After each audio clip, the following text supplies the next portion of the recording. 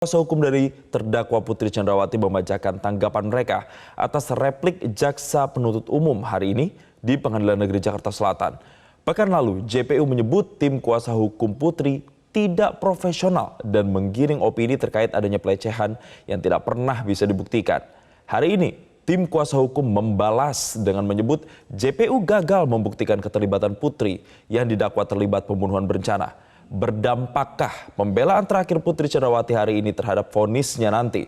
Telah bergabung bersama kami pakar hukum pidana Profesor Hipnu Nugroho melalui sambungan virtual. Selamat siang, Prof. Hipnu. Selamat siang, Mas.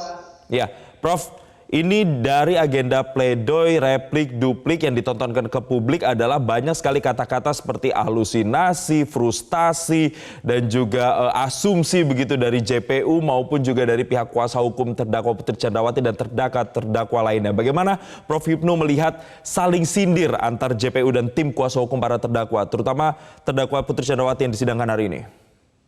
Ya, ini Mas, yang kita catat peradilan ini adalah peradilan yang cukup objektif. Jadi kalau kita lihat dalam suatu sistem peradilan pidana, yang pertama bahwa unsur keterbukaan. Unsur keterbukaan itu sudah luar biasa.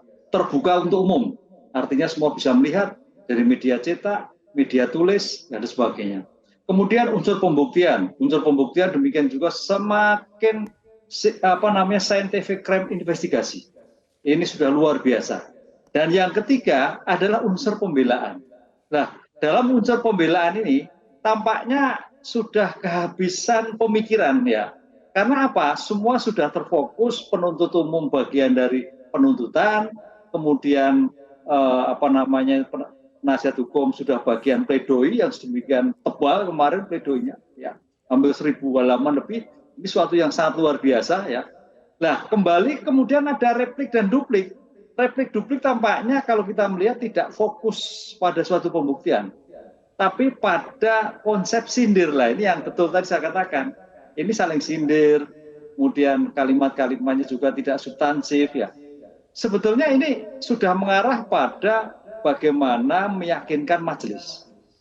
Jadi bukti sudah berlalu, majelis sudah melihat bukti-bukti yang bersangkutan. Nah, sekarang dari bukti-bukti itu akan dipatahkan dengan kalimat-kalimat yang non-rigid, tapi mampu menggiring apakah bahwa satu, ada halusinasi, ada yang tidak konsisten pembuktian.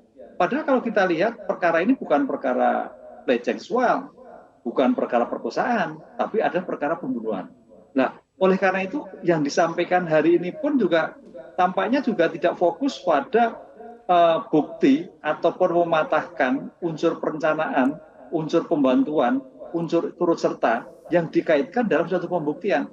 Sehingga pada pokok-pokok kalimat, ya ini bahasa komunikasi hukum ya, yang mencoba komunikasi ini, bahasa ini bisa meyakinkan hakim bahwa apa yang dilakukan oleh penuntut umum itu tidak seperti yang dibayangkan sebagai bukti yang betul-betul scientific crime investigation. Satu. Ya. Kedua, betul-betul bukti yang tidak menganut pada beyond reasonable doubt. Ya. Tidak ada suatu sebab akibat yang konkret. Tidak ada suatu logika yang konkret. Sehingga daya pikirnya halusinasi, menghayal. Nah, ini nih Mas. Ini yang saya kira kadang-kadang ya begitulah untuk meyakinkan banyak cara. Itulah perspektif dari penasihat hukum terhadap replik yang disampaikan oleh penuntut umum. Jawabannya salah. Baik. Prof. Hipnu, yang tersaji di layar dan di publik adalah saling sindir. Ini tidak bisa terhindarkan dari apa yang kemudian bisa disimpulkan oleh publik. Tapi yang menarik kalau kita lihat dari sidang hari ini, misalnya tim kuasa hukum Putri Chandrawati menyatakan JPU membuat kesimpulan tanpa bukti yang sah dan argumentasi yang solid dan tidak ada landasan yuridis begitu yang bisa membuktikan bahwa PC ini terkait dengan 340 dan 338. Apakah Prof juga menilai hal yang sama dengan pihak kuasa hukum Putri Chandrawati? Ya, itu kan bagian dari simpulan. Berarti simpulan dari penasihat hukum menyimpulkan bahwa Putri itu tidak terkait suatu pembunuhan. Dan itu sudah masuk pembuktian kemarin.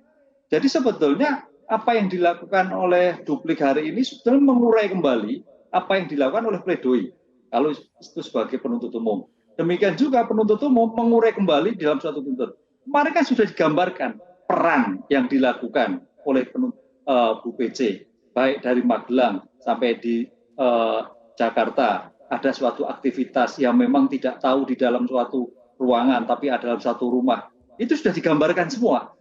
Digambarkan. Cuman di sini memang kita harus berpikir, kita harus pakai suatu logika dan tahan emosi.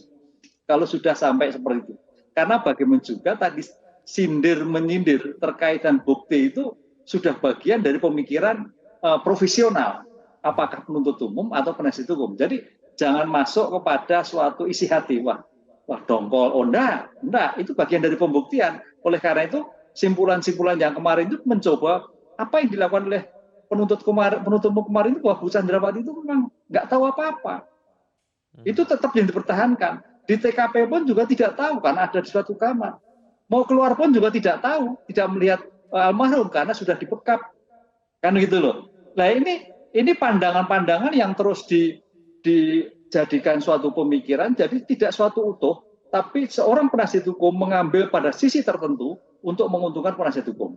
Tapi juga penuntut umum mengambil pada sisi tertentu untuk menentukan bahwa ini adalah suatu bukti terhadap Bu PC terlibat dalam suatu tindak pidana. Inilah yang dikatakan, makanya nanti hakim melihat suatu utuh yang tidak terpotong oleh penuntut umum, apalagi yang tidak terpotong oleh penasihat hukum. Gitulah mekanisme dalam suatu pembuktian. Oleh karena itu, sebagai hakim majelis nanti harus melihat suatu utuh pemikiran dari penuntut umum dan penasihat hukum.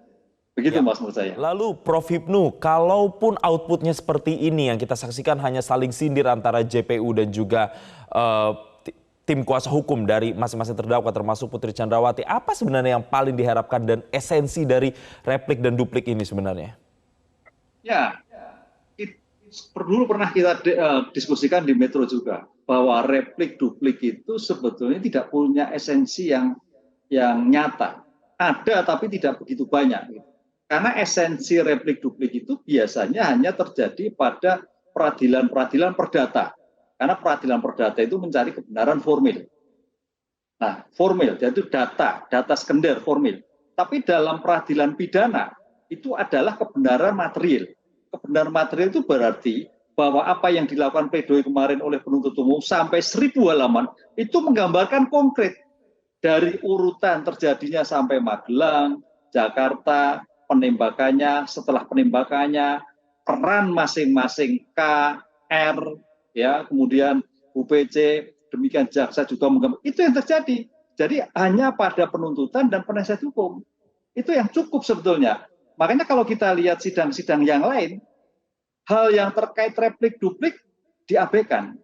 Sehingga begitu perkara pledoi selesai, masuk pada putusan. Disinilah tadi saya katakan, sebagai bentuk peradilan, suatu peradilan yang baik, due process of law, majelis hakim kita acungi jempol memberikan waktu yang cukup luas di unsur pembelaan, sehingga memberikan waktu yang cukup untuk memberikan pemikirannya, pembelaannya, dupliknya di dalam suatu ruang persidangan. Sehingga tidak ada waktu yang tersisih sedikit pun dalam suatu proses ini dilewati. Semua diberikan. Baik. Itu Mas menurut saya. Ya, Prof. Hipnu, singkat saja terakhir, berarti apakah duplik Putri Chandrawati ini akan seberapa besar berpengaruhnya terhadap vonis nanti? Apakah seberpengaruh itu? Ya, tidak berpengaruh karena sudah masuk pada pledoi dan pledoi tuntutan kemarin. Makanya tadi katakan ini adalah sindiran-sindiran. Sindiran-sindiran itu sudah bukan bahasa hukum. Sudah masuk pribadi bagaimana profesionalisme penuntut umum dan profesionalisme penasihat hukum. Itu yang terjadi kemarin seperti itu. Tidak terlalu begitu berpengaruh signifikan karena nantinya hakim sudah mempunyai pertimbangan sendiri. Kita akan sama-sama nantikan bagaimana vonis untuk terdakwa, terutama untuk Putri Chandrawati dan juga terdakwa lainnya yang akan digelar pada pertengahan Februari mendatang. Terima kasih pakar hukum pidana Prof. Hipnu Nugroho telah bergabung bersama kami di Breaking News Metro TV.